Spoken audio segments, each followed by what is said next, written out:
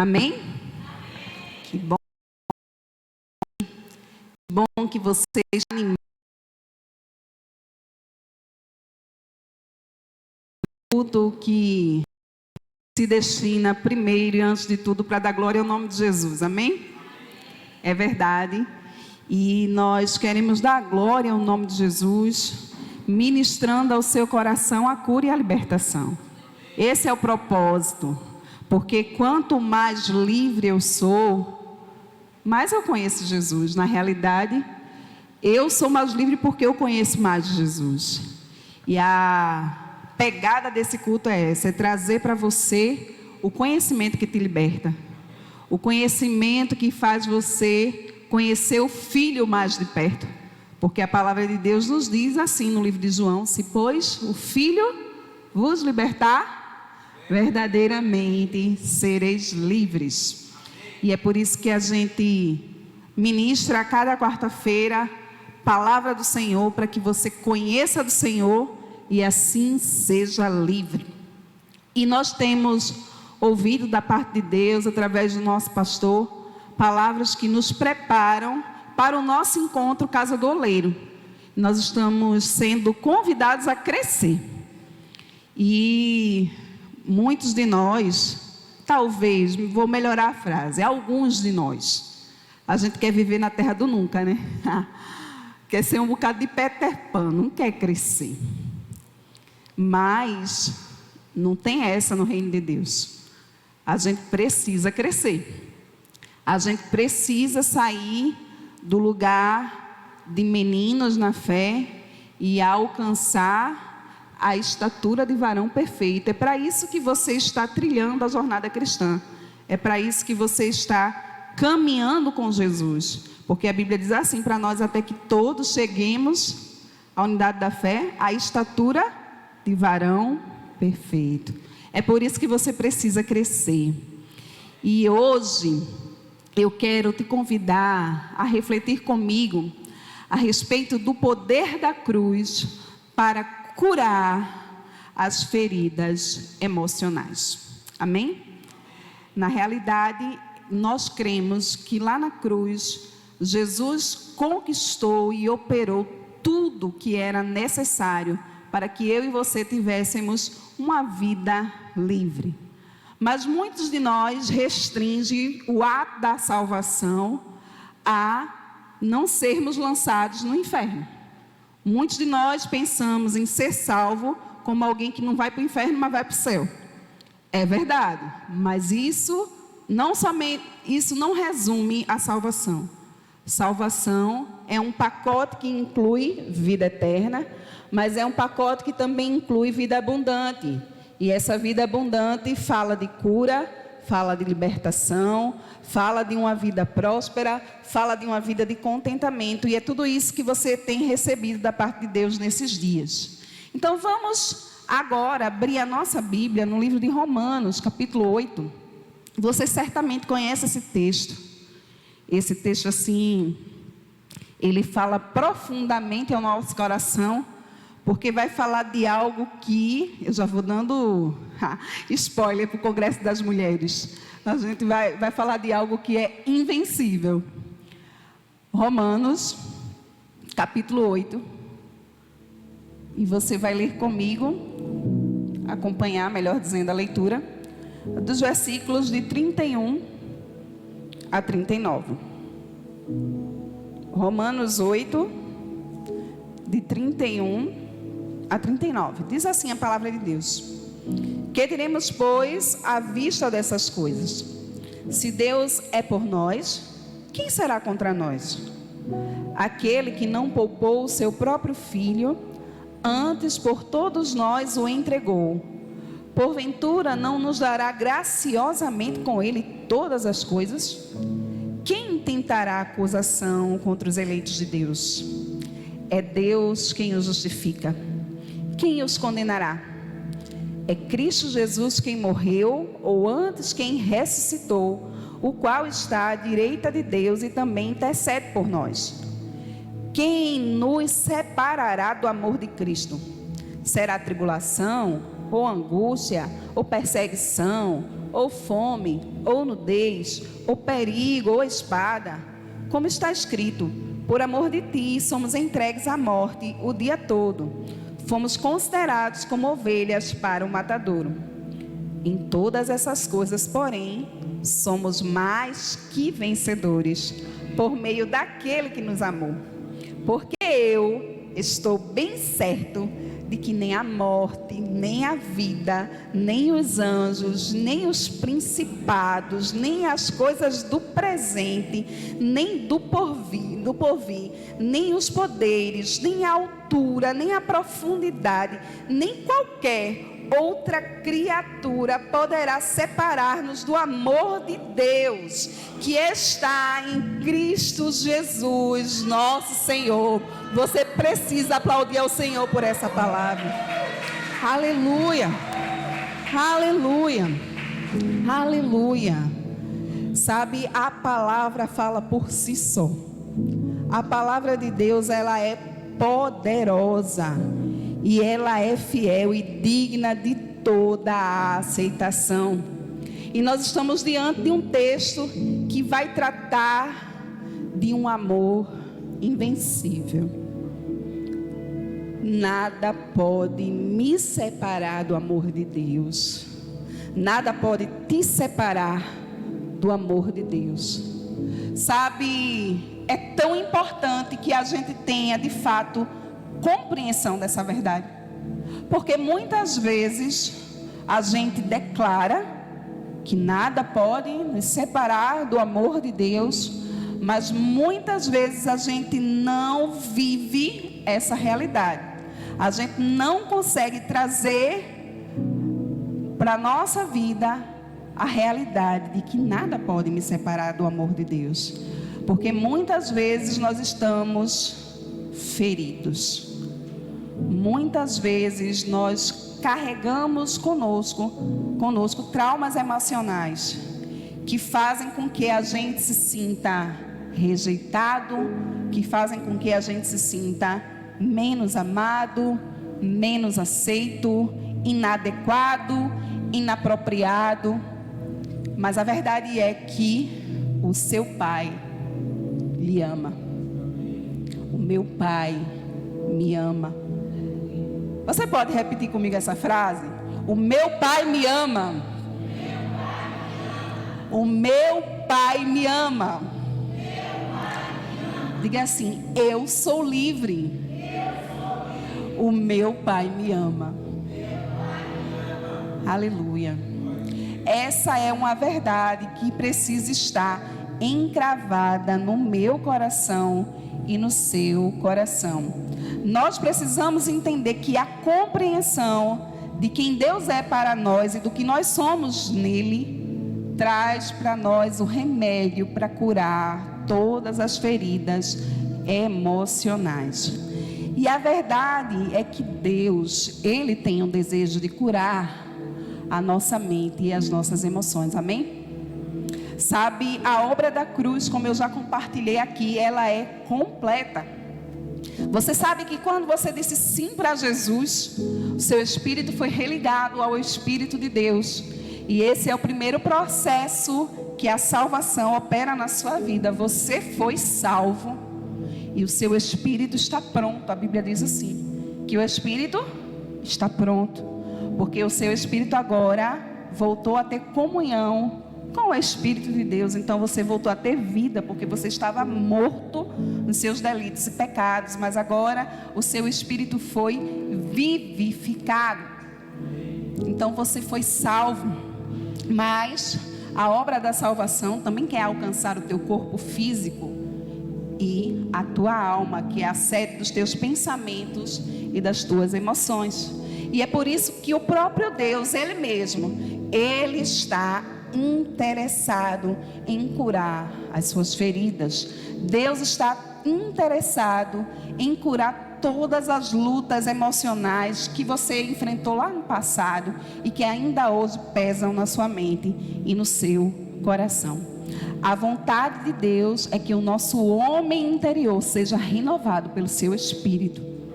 E esse homem interior só é renovado pelo conhecimento da verdade da palavra.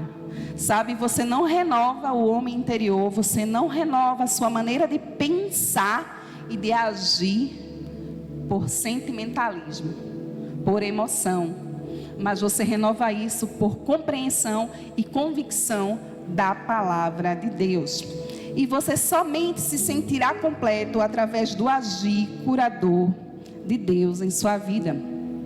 Deus, Ele está interessado em curar as suas emoções. Deus está interessado em curar as suas lembranças. E Deus também está interessado em curar os seus sonhos frustrados. Amém? Sabe, talvez durante a sua caminhada, a sua jornada, antes de conhecer a Cristo, muitos dos seus sonhos foram frustrados. Muitas das suas emoções foram feridas. Mas a verdade é que Deus, Ele não faz nada pela metade. Deus opera obra completa.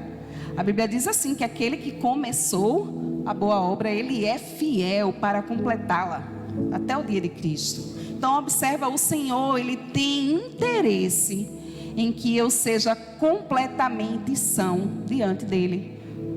O espírito, a alma e o corpo. O Senhor está interessado em curar a minha mente e as minhas emoções. Eu quero que você abra agora comigo a sua Bíblia no livro de Colossenses, capítulo 3.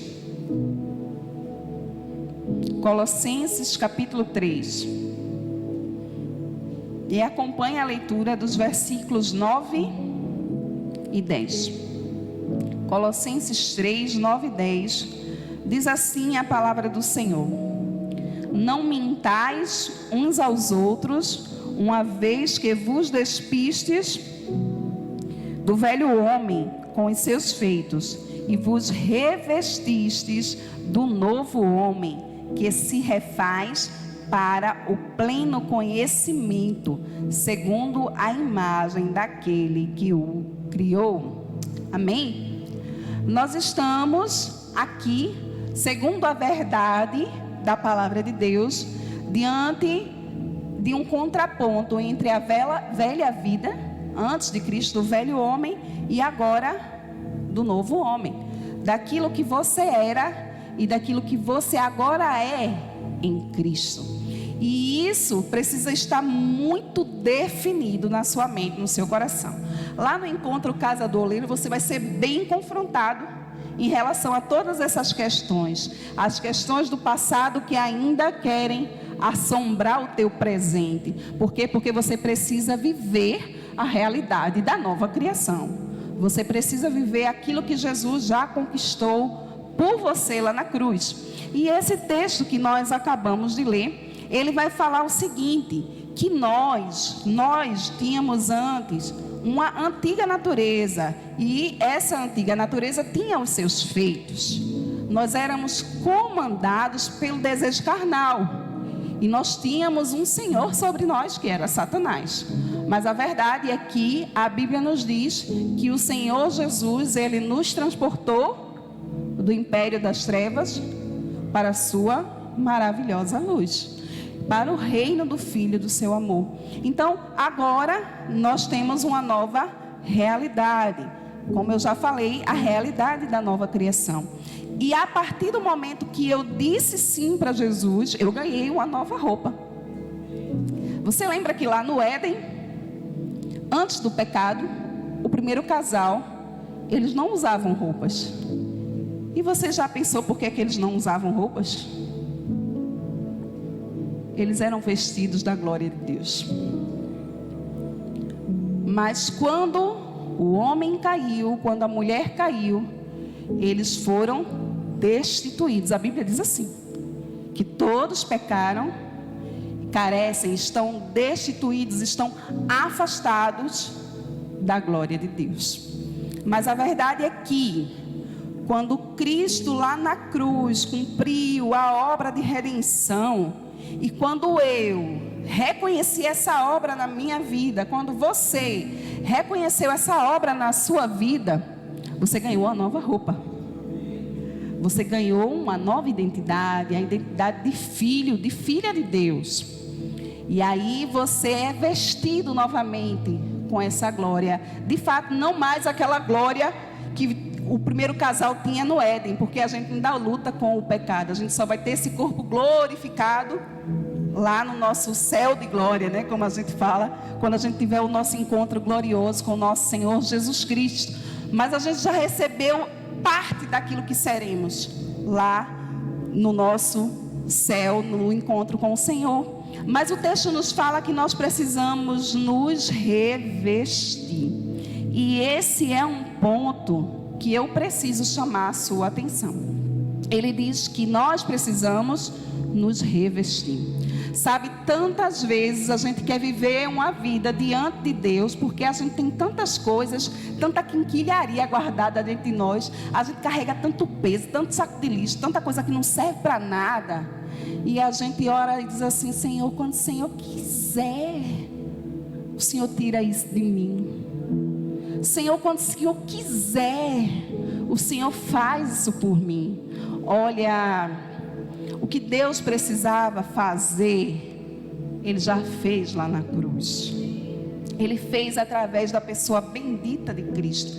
Se revestir dessa nova natureza que foi conquistada por Cristo na cruz é trabalho meu e seu.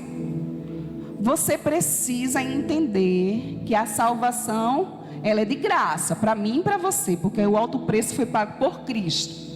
Mas esse processo de santificação, que passa pela cura das tuas feridas, que passa pela cura dos teus traumas, é um processo que você coopera com Deus. É um processo que você também trabalha. Sabe, não diga assim: Senhor, põe no meu coração o desejo de perdoar fulano. Irmão, pare de orar assim em nome de Jesus, que você não vai ter desejo de perdoar ninguém não. Tu é uma peça tão boa e eu para ter desejo de perdoar? Não tem não, desejo não. Ou você decide perdoar, ou deixa de orar para ter desejo, porque não vem. Então, esse é um trabalho que depende de mim e depende de você, se revestir. Agora ele diz o seguinte: olha, você deve se revestir do novo homem que se refaz para o pleno conhecimento, segundo a imagem daquele que o criou.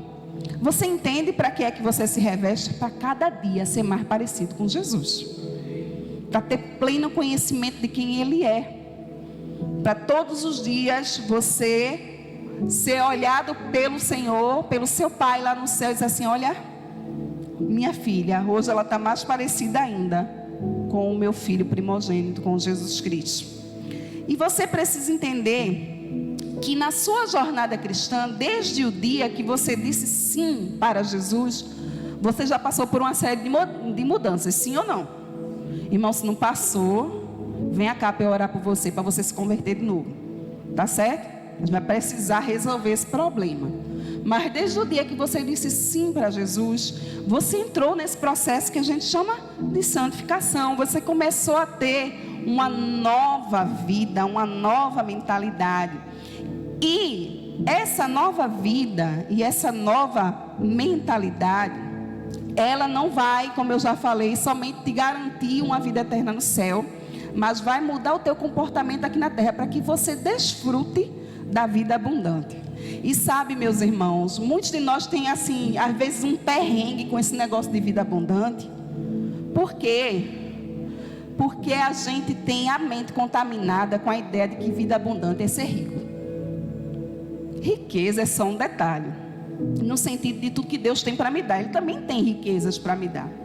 Mas a vida abundante que Deus tem para mim e para você é uma vida livre de toda ferida, de todo trauma, de tudo aquilo que marcou a sua vida, tudo aquilo que o inferno colocou na sua mente, no seu coração como um ferrão, sabe?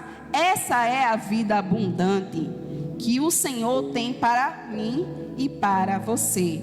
Porque, observa, quando o Senhor Jesus está falando de vida abundante, Ele está fazendo justamente um contraponto com a vida de quem não tem Jesus. Ele disse assim: olha, o ladrão vem somente para roubar, matar e destruir, mas eu vim para que vocês tenham vida e vida em abundância. É verdade que a gente associa essa palavra do ladrão ao próprio Satanás, e é uma obra dele, mas o texto ali está falando de falsos ensinos, de falsos profetas, e ele está dizendo assim, olha, o falso ensino, o falso profeta, ele vem para roubar, ele vem para matar, e ele vem para destruir. E qual é o falso ensino? É exatamente aquilo que a gente estava conversando. Ah, quando eu tiver desejo, eu vou perdoar.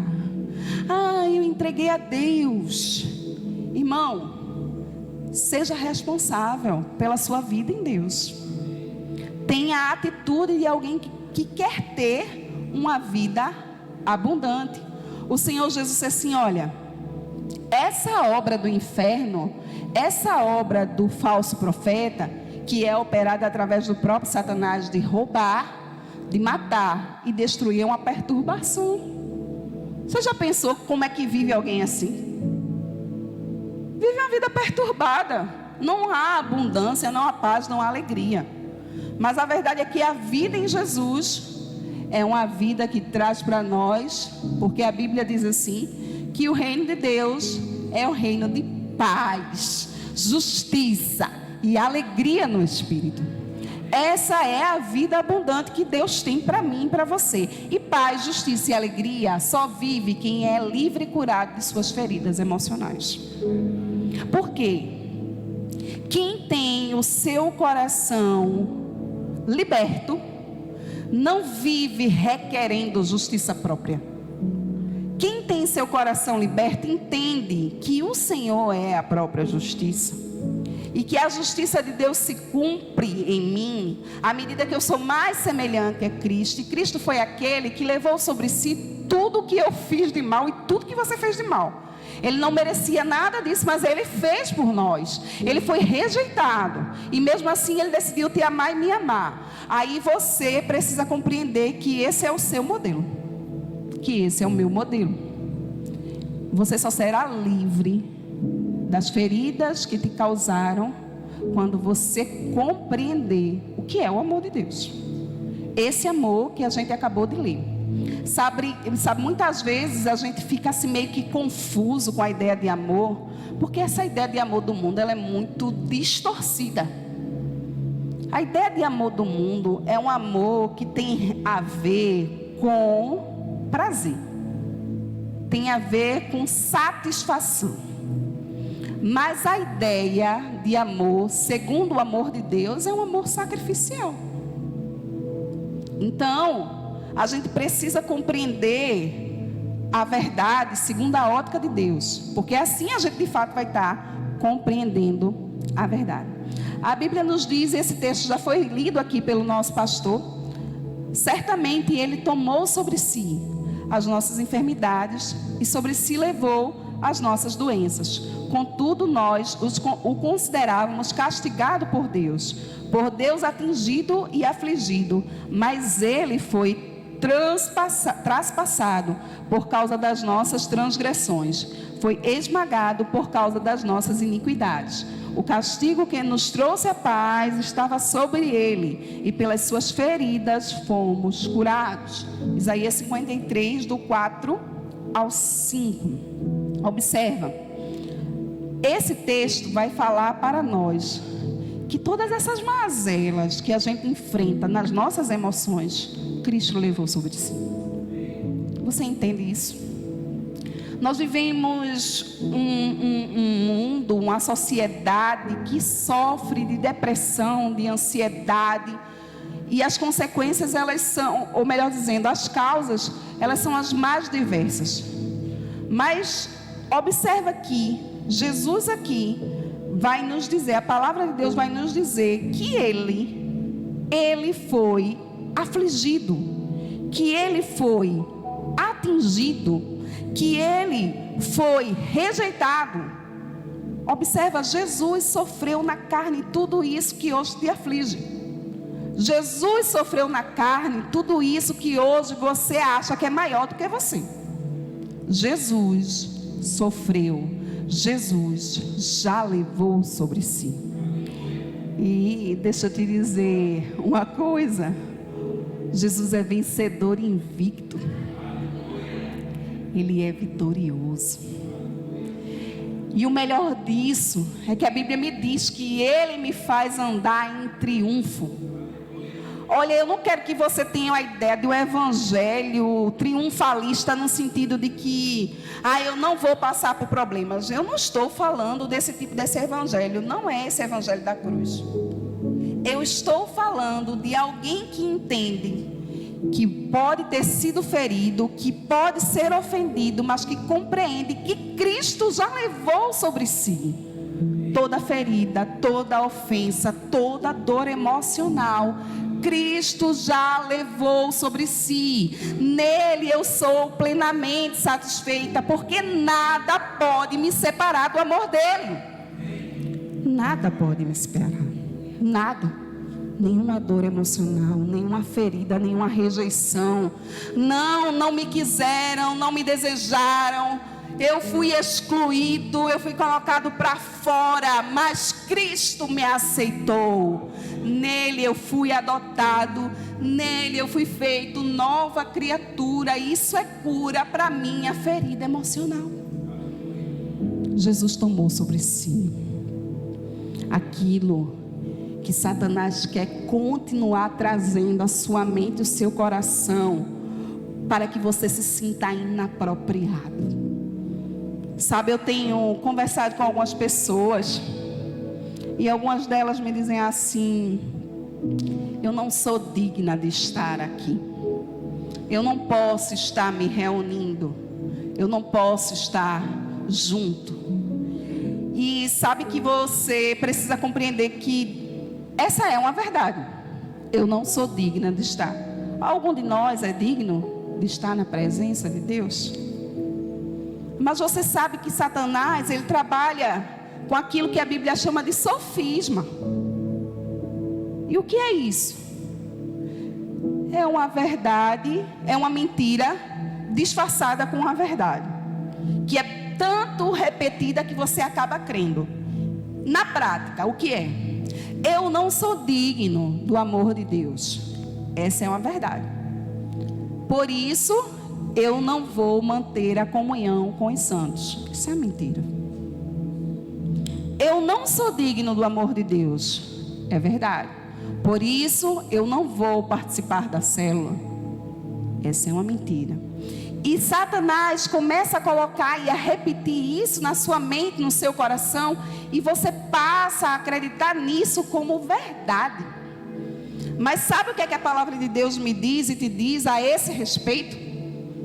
Que nós não temos armas carnais, mas nós temos armas espirituais, e elas são poderosas em Deus para quebrar sofismas, para quebrar fortalezas. Essas fortalezas que Satanás implantou na mente e no coração do homem, de que ele não pode congregar, de que ele não pode estar porque ele não é digno, porque ele não é amado, porque ele não é aceito, porque ele foi rejeitado. Jesus nos deu armas espirituais, e o poder está no nome dele, na declaração da sua palavra. Porque a fé, ela vem pelo ouvir, e ouvir a palavra de Deus. Você precisa declarar a palavra para crer nela. Você precisa ouvir a verdade de Deus para que ela se torne a sua verdade. Você precisa declarar o que Deus diz ao seu respeito. Você precisa começar a pedir ao Espírito Santo para que você tome conhecimento de áreas que Satanás ainda quer levar vantagem na sua vida. Sabe, muitas vezes a gente pensa que está tudo bem. Você já teve essa sensação? Está tudo bem, eu estou resolvida, já perdoei, ou sei lá, já me libertei daquela rejeição. E de repente começa a doer. Parece que era uma ferida que tinha uma casquinha, mas que alguém tirou a casca, e quando tirou tinha pus dentro. Sabe, você precisa entender que essas feridas emocionais, elas precisam ser primeiro reconhecidas. você precisa reconhecer. É verdade que tem pessoas que passam por algumas situações, sejam elas de rejeição, de abuso, de abandono, mas que passam bem por isso. Mas mesmo assim, você precisa reconhecer que foi ferido, que foi rejeitado, que foi abandonado, que não foi aceito. Esse é o primeiro passo para que você receba da parte de Deus a cura. Sabe por quê? Porque Jesus disse assim: olha, eu não vim para os sãos, mas eu vim para quem? Para os doentes.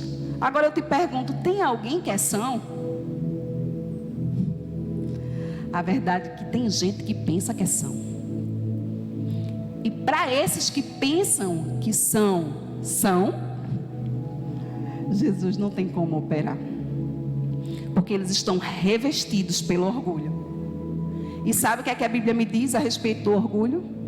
Que Deus resiste ao soberbo. Sabe o que é isso? É como se a mão de Deus estivesse bem assim, ó, impedindo o orgulhoso, o soberbo, de chegar à presença dele, de manter comunhão com ele. Não há como você receber da parte de Deus cura da sua ferida emocional. Se você assim, não precisa sair não, já está tudo resolvido. Só que não está. Só que lá dentro ainda está doendo. Só que lá dentro você ainda se incomoda. Você precisa reconhecer: mas eu já entreguei a Deus. E eu brinco sempre que essa história de entreguei a Deus é matar ele, matar ele, matar ele, matar ele, matar ele, né? O entreguei a Deus é mais ou menos assim. Você precisa dizer: Senhor, doeu quando eu fui rejeitado. Senhor, me machucou quando eu fui abusado. Senhor, eu não soube lidar com essa perda.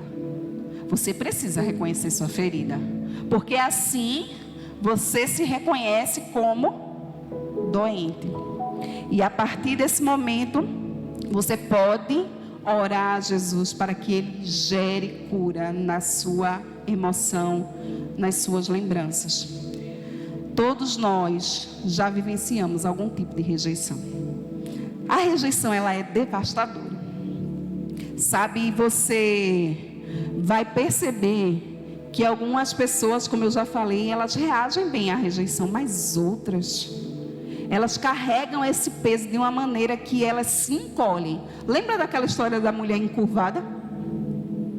Que andava 18 anos encurvada.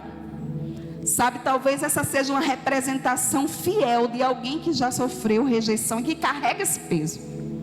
Ela não consegue olhar para frente, ela não consegue olhar de frente porque ela se sente inapropriada.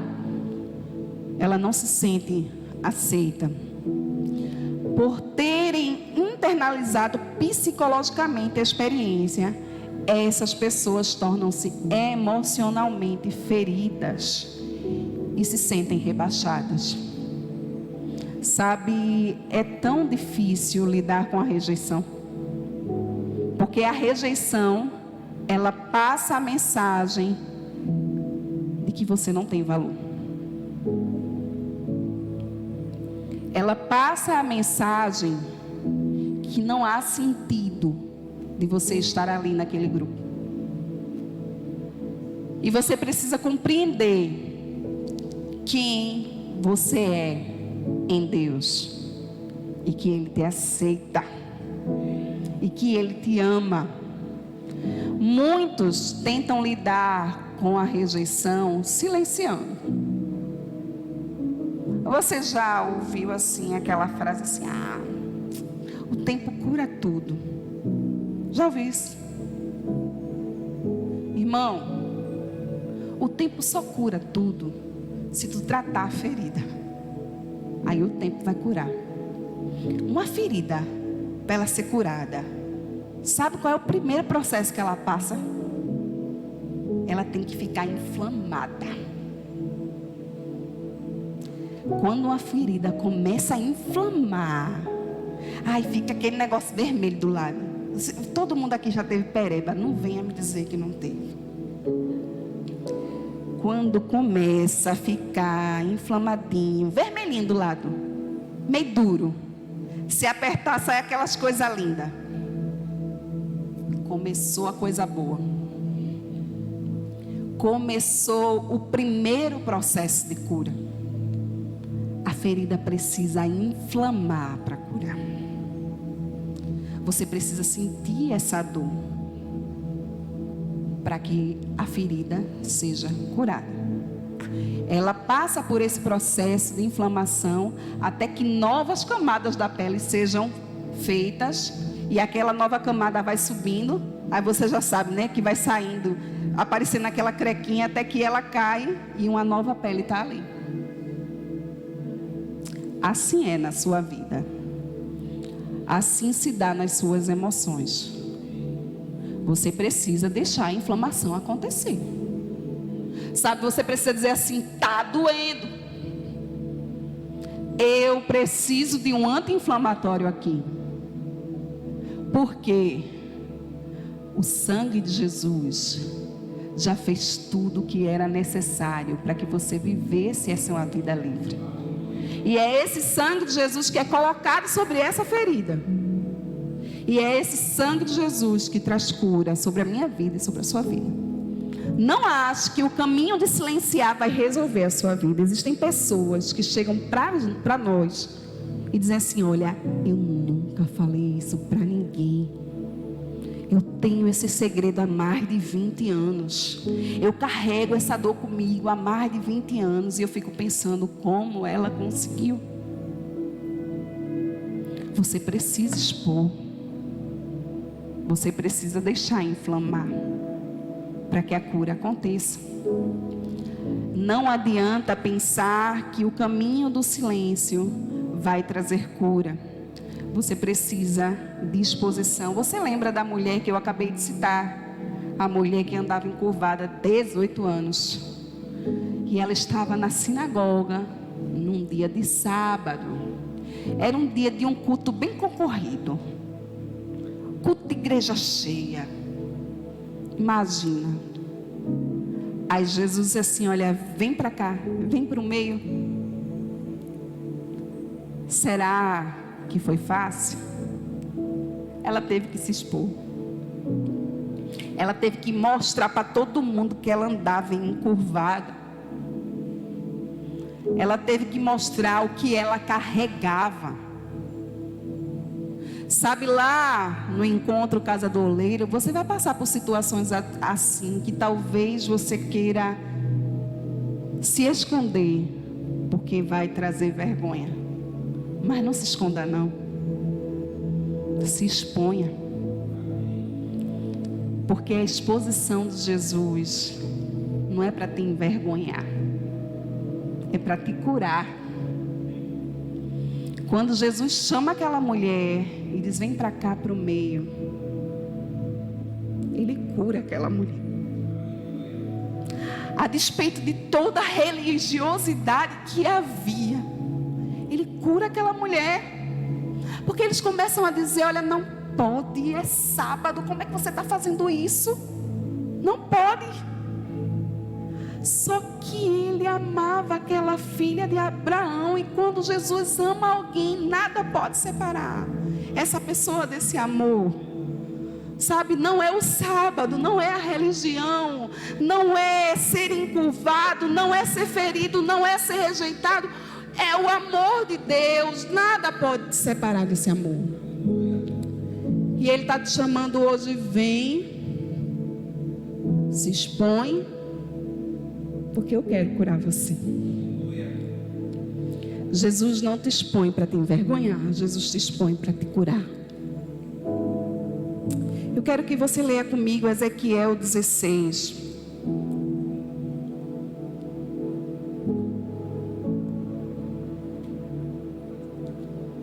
Ezequiel 16.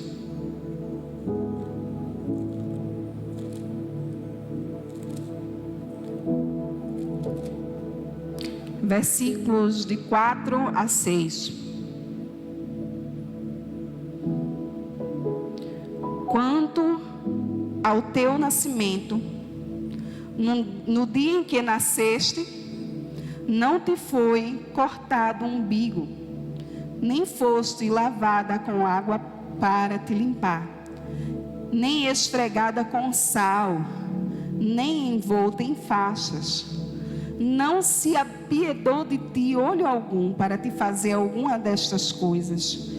Compadecido de ti, antes foste lançada em pleno campo, no dia em que nasceste, porque tiveram nojo de ti. Passando eu por junto de ti, vi-te e revolvi-te no teu sangue e te disse: ainda que estás no teu sangue, vive. Sim, ainda que estás no teu sangue, vive. É verdade que esse texto aqui fala da experiência do povo de Israel, de quando essa nação surgiu e como ela foi rejeitada pelas demais. Mas essa também pode ser uma verdade que se aplica à sua vida e à minha vida. Muitos de nós nasceram em circunstâncias indesejadas. Muitos de nós não foram os filhos planejados. Muitos de nós talvez já sofremos a rejeição no próprio ventre. E isso traz para nós um peso muito grande. Isso traz na nossa personalidade um traço muito grande. Sabe, isso marca a minha personalidade e a sua com insegurança. Por quê? Porque ninguém cuidou quando precisava de cuidado. Porque ninguém olhou quando precisava de um olhar. Porque ninguém alimentou. Porque ninguém deu um banho. Porque ninguém acolheu. E talvez seja exatamente assim que você se sinta. Quando você retoma as memórias do seu passado, da sua concepção ou da sua criação, talvez você se encontre assim, como esse texto que foi lido aqui a respeito do povo de Israel, simplesmente abandonado. Mas sabe, o texto nos diz que Jesus disse assim: olha, quando ninguém te viu, quando você foi lançada lá naquele campo, quando você ainda estava melada com o sangue da concepção, eu te vi. Eu te vi. Você entende o que é isso? Ele te viu. Ele te viu e disse: viva! Você tem que entender que se você está vivo, é porque o Senhor Jesus declarou essa palavra ao seu respeito e ao meu respeito: viva. Ah, mas tentaram me matar no ventre, mas Jesus disse: viva. Tentaram dizer para mim que eu não era um bebê apropriado, mas Jesus disse: viva. Desejavam um menino e nasceu uma menina, mas Jesus disse: viva. Queriam um menino clarinho, mas nasceu um menino pretinho, mas Jesus disse: viva. Ele te viu. Ele te viu. E ele declarou: viva. Essa é a palavra que tem que ressoar na sua mente e no seu coração: viva. Deus me amou e Ele me tocou quando ninguém me queria. Quando eu fui rejeitada, o Senhor me amou. Quando você foi rejeitado, o Senhor te amou. Você precisa entender que nós em Deus nunca seremos rejeitados. A rejeição, ela tem tantas facetas na vida do ser humano. Eu já compartilhei algumas delas aqui. Ela pode ser causada pelo abandono, pela falta de amor por parte dos pais. Ela pode surgir por causa do divórcio, por causa de mortes inesperadas. Ela pode surgir no casamento, a rejeição de um cônjuge em relação ao outro. Ela também pode surgir por causa da cor da pele, porque as pessoas mantêm nas suas mentes um preconceito racial. Existem tantas questões que podem trazer e marcar pessoas com rejeição. E a verdade é que sem o poder de Deus, sem essa palavra viva de Deus na minha mente e no meu coração, não há como eu sair desse ciclo de rejeição. Eu preciso ouvir a voz de Deus me dizendo: viva, prossiga, continue, eu tenho um propósito para você, e eu amo você, e nada pode me separar desse amor. Sabe, essa não é uma palavra de autoajuda, eu quero que você entenda isso. Eu não estou falando uma palavra simplesmente para que você se sinta acarinhado pelo céu. É verdade que Deus te ama e tem carinho para você, mas a verdade é que essa é uma palavra que tem que gerar convicção em você. Essa é uma palavra que tem que gerar em você mudança de atitude. Sabe, porque quantas vezes vão se levantar para falar porque eu sou inapropriada, porque eu sou negra? E o que me importa? Meu pai me ama. Você entende? Essa não é uma palavra que me paralisa, porque eu sei quem eu sou no meu pai. E é essa convicção que a palavra de Deus tem que gerar em você. Ah, porque você não foi aceito. Ah, porque você foi abandonado. Meu pai disse: viva. Essa é a verdade que norteia a minha vida. O grande amor e o poder curador de Deus. Deus anseia nos curar.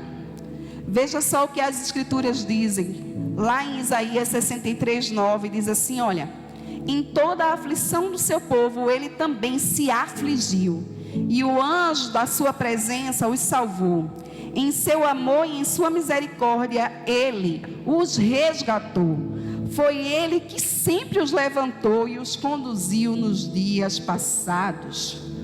Essa é uma obra de Deus. Ele sempre esteve com você, inclusive quando você foi rejeitado. Você precisa entender que Ele nunca te abandonou. Essa é uma verdade que a palavra de Deus declara. Ainda que um pai ou uma mãe venham abandonar o filho que amamenta, eu, o Senhor, não te rejeitarei, não te abandonarei. O Senhor Jesus disse assim na sua palavra: eis que eu estou convosco todos os dias, até a consumação dos séculos. Ele é o autor e o consumador da sua fé. Ele é o sustentador da tua vida. Você é a menina dos olhos de Deus. Você entende isso? Eu não sei se você sabe, a menina dos olhos é a íris. Aqui tem uma estrutura no nosso olho chamada íris. E toda vez que alguma coisa vem em direção ao teu rosto, o que é que tu faz? Você se afasta, mas você fecha o olho para proteger. O Senhor te protege assim. Ele cria uma barreira de proteção. E essa barreira é o sangue de Jesus. Sabe, você precisa se empoderar de quem você é. Você é filho de Deus. Isso é muito grande para você ficar preso a tantas palavras mentirosas que o inferno lançou contra você. Isso é muito grande para você ficar paralisado por causa daquele abuso que você sofreu. Isso é muito grande para você ficar paralisado porque você não foi aceito. Lembre-se que tudo que você precisa, você tem em Jesus. Você é filho de Deus, você é aceito nele, e esse amor te cura, esse amor te aceita. Deus nos diz na sua palavra, no Salmo 139, que desde o ventre Ele já nos conhecia. Você já pensou no que é a gestação? Cada mês uma coisinha nova vai acontecendo, né? É um coraçãozinho que é formado, depois aqueles brotinhos saem, se formam mãos e pés. Deixa eu te dizer, é Jesus quem conduz. É Jesus Jesus quem conduz. Sabe, os homens só sabem fazer sexo. Quem gera filhos é o Senhor. Você foi gerado porque Deus quis, porque Ele sonhou com você e Ele já te conhecia desde o ventre da sua mãe. Deus tem um conhecimento íntimo de quem você é, e por causa disso, Ele, somente Ele pode sarar as tuas feridas. Deus nos ama e nos conhece. A Bíblia diz que Ele nos escolheu antes da fundação do mundo. Eu não sei se você consegue compreender isso. A Bíblia diz que no princípio criou Deus os céus e a terra. Esse é o primeiro versículo da Bíblia. Antes disso, Ele já estava sonhando contigo e já tinha te escolhido nele. Meu irmão, tu é muito importante. Deus resolveu te amar, e isso tem que ressoar no teu ouvido. Ele me ama, Ele me aceita. Eu fui escolhido nele antes da fundação do mundo. Antes que Ele começasse a declarar: haja luz, e houve luz. Haja separação entre a porção seca e as águas. Ele já tinha te escolhido. Sabe, você escolheu Jesus depois. Você veio todo desmantelado. Sim, eu quero Jesus. Mas Ele já tinha te escolhido. Ele já tinha dito sim para você. Ele já tinha sonhado com você antes da fundação do mundo. A Bíblia diz que Jesus foi um homem experimentado em dores. Ele sabe o que é padecer. Por isso, diante dele você pode confessar tudo que te aflige, porque Ele foi desprezado, porque Ele foi rejeitado. Ele foi homem de dores. Ele sabe o que é padecer. Como alguém de quem os homens escondem o rosto, Ele foi desprezado e nós não tínhamos em estima. Sabe o que é isso? Quando Jesus sofreu as aflições antes de ser crucificado, quando Ele foi açoitado, não dava para olhar para Ele não, porque Ele estava tão feio, era tão assustador, que era melhor tirar o rosto.